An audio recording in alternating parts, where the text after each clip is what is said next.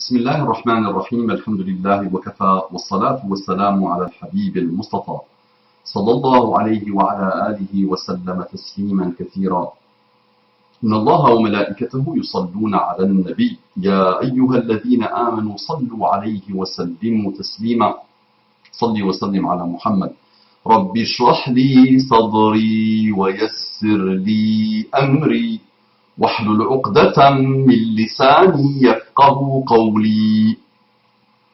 Cette chose qui vient d'arracher ton cœur de son emplacement, de son orbite, s'appelle le Coran. Si tu ne l'avais pas encore lu, depuis le temps que je répète ce verset, ça c'est le Coran, incomparable à toute autre parole. Allah, dans un hadith qudsi, dit, et tu comprendras un jour ou l'autre ce que veut dire un hadith qudsi. فضل القرآن على سائر الكلام كفضلي على سائر الخلق. Le mérite du Coran par rapport à toute autre parole est comme mon mérite par rapport à toute autre créature, par rapport à la création. Donc le mérite du Coran est comme le mérite d'Allah, le Seigneur de l'univers. أبنائي بناتي, mes fils, mes filles, إخواني أخواتي, mes frères et sœurs, أصدقائي صديقاتي, mes amis, mes amis, أعدائي عدواتي, mes ennemis, quoi? Je vous aime. C'est de l'hypocrisie? Non. Sérieux, je vous aime tous. Tous. Mes frères et sœurs, mes ennemis musulmans. Je vous dis assalamu alaikum wa rahmatullahi wa barakatuh. Mes frères et sœurs non musulmans, mes frères et sœurs en humanité, les autres aussi sont mes frères et sœurs en humanité et en islam. Vous êtes mes frères et sœurs en humanité, en citoyenneté aussi. J'ai beaucoup d'affection pour vous. Et je demande à Allah subhanahu wa ta'ala de vous guider et de vous combler par les délices de la guidée islamique. On entre directement dans le vif du sujet. Toujours dans la série sur les miracles de Muhammad sallallahu alayhi wa sallam. Une parole que quelques-uns parmi vous connaissent, que moi-même j'ai déjà traitée en partie. Elle mérite encore, dans sa globalité, une concentration totale. On rappelle que vous dites que Muhammad a inventé le Coran. Que Muhammad, sallallahu alayhi wa sallam, vous dites c'est Mahomet. Vous ne connaissez pas encore Muhammad, vous avez connu Mahomet. Donc Mahomet est sanguinaire, Mahomet est méchant, Mahomet est pédophile, Mahomet est antisémite. Mahomet. D'accord, très bien. Je vous rappelle qu'il est né en 570.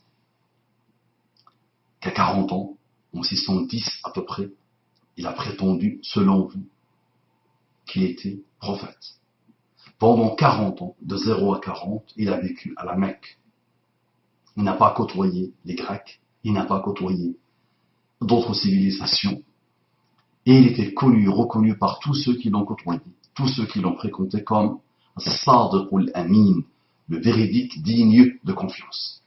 Parfait, très bien, réveille-toi. Écoutez bien cette parole d'un bonhomme qui est venu presque 1300 et quelques années après Muhammad sallallahu alayhi wa sallam, en Angleterre, qui était en Angleterre. Regardez ce qu'il raconte. Il dit, donc il a dit ça en 1936. En 1936, il a écrit ça. Il dit quoi? Si une religion a une chance de conquérir l'Angleterre et le reste de l'Europe, les 100 prochaines années à venir, cette religion sera l'islam. Allahu Akbar. Allahu Akbar. Allahu Akbar. Regardez, il dit, si une religion a une chance de conquérir l'Angleterre et le reste de l'Europe les 100 prochaines années à venir, cette religion sera l'islam. Il a dit ça en 1936. Les 100 prochaines années. Nous sommes encore dedans. Quelle est la religion de l'Europe aujourd'hui? Quelle est la religion de l'Angleterre aujourd'hui? Quelle est la religion de la France aujourd'hui? Vous allez me dire le christianisme. Non. Soyons honnêtes. Celle qui mobilise le monde aujourd'hui. Celle qui fait couler beaucoup d'encre. Celle qui déstabilise. Ceux qui n'ont pas de morale. C'est laquelle? C'est l'islam. Mais regardez ce bonhomme, et c'est même pas là le miracle. Regardez le bonhomme, parce que c'est pas lui qui dit ça. C'est celui qui a mis en place le Coran. Donc, Mohammed, d'après vous. Ahmed, d'après vous. Celui qui a édité. Ils avaient des machines d'impression à l'époque, ils avaient l'internet. Le Coran qui a dit ça. Qui a dit que non, l'islam régnera. Without doubt. Sans aucun doute. Donc il dit, j'ai toujours eu le plus grand respect pour la religion de Mohammed, sallallahu alayhi wa sallam, à cause de sa formidable vitalité. J'estime que c'est la seule religion qui détient cette capacité de s'adapter aux phases successives de l'existence.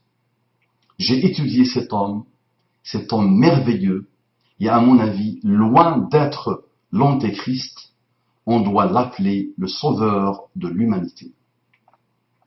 Lui, pour moi, même si peut-être il n'a pas eu l'honneur et le bonheur de le dire, pour des raisons diverses et variées, pour moi, celui-là était musulman. Il était musulman. Il a attesté que Dieu, qu'Allah est le créateur de toutes choses, qu'il n'y a pas d'autre divinité qu'Allah. Il a attesté que Muhammad est le prophète d'Allah. Avec cette parole-là, c'est une attestation de foi. Mais beaucoup de gens, pour des raisons diverses et variées, ils ne peuvent pas le dire. D'accord. Maintenant qu'il s'est converti à l'islam ou pas dans son cœur, qu'il s'est converti à l'islam ou pas dans ses actes, méditez sur cette parole. Et dites-moi, le miracle maintenant, dites-moi, comment un bédouin, comment un homme du désert, qui a existé au 6e siècle, sortez-moi un homme qui a marqué le monde au 6e ou 7e siècle, ou avant ou après. Comment un homme de cette civilisation-là, alors qu'il n'y avait pas de civilisation à l'époque, les Arabes, il n'y avait rien, ils n'existaient même pas dans les annales de l'humanité, ils valaient rien. Ces Arabes-là, à cette époque-là, ils ne valaient rien. Comment un Arabe de cette époque, de la Mecque, a attiré l'intention de ce Bernard Shaw à ce point? Comment? Et comment il a inventé quelque chose de laquelle ce monsieur nous dit tout ça? Si une religion a une chance de conquérir l'Angleterre et le reste de l'Europe, les 100 prochaines années à venir, cette religion sera l'islam. J'ai toujours eu le plus grand respect pour la religion de Mohammed à cause de sa formidable vitalité. Donc, qui est derrière? C'est Mohammed. Mais comment il a fait? Expliquez-moi comment il a fait. Qui est derrière? Quelle est cette force? Lui, avec tous nos critères, nous les rationnels, nous, les hommes et les femmes brillantissimes, nous, les génies de la Terre et de l'univers, avec nos critères à nous, on sait, nous sommes d'accord qu'un humain ne peut pas faire ça. Donc, qui est derrière? Qui est derrière? Expliquez-moi par Allah. C'est peut-être lui qui est derrière. Expliquez-moi par Allah. C'est peut-être lui qui est derrière. Si c'est pas lui, donnez-moi une explication, parce que moi, je n'arrive plus à suivre. Moi, je suis un rationnel comme vous. Je suis un cartésien comme vous. J'aime le mouvement des neurones. J'aime l'intelligence. J'aime ça.